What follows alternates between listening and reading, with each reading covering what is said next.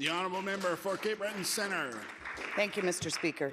Mr. Speaker, the Waterford Hospital is closing at the end of this week for renovations on the main floor, and staff from the hospital are being sent to Glace Bay. Local residents are worried that this might be the final time the hospital closes its doors. Doctors at the Glace Bay Hospital are paid a premium over those who serve in New Waterford, and I can't imagine that they'll want to come back to New Waterford making $50 less an hour. Mr. Speaker, can the Minister of Health tell me and my constituents, is this Friday the last day that the New Waterford Hospital will be open to serve patients? The Honourable Minister of Health.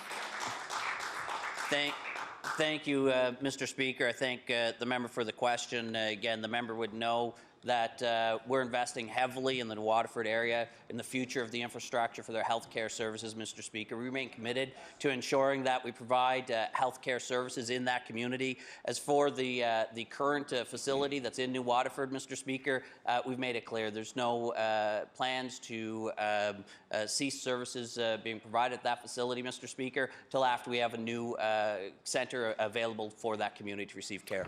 The honourable member for Cape Breton Centre.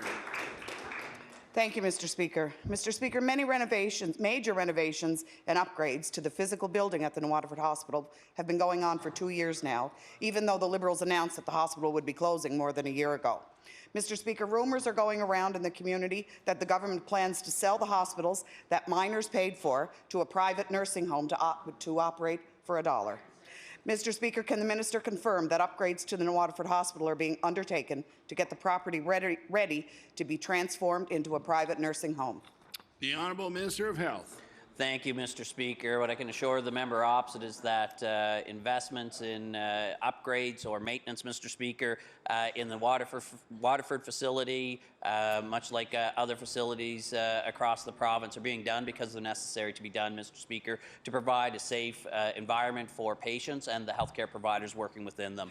There are no plans, Mr. Speaker, decisions made as to what steps would be taken with these facilities.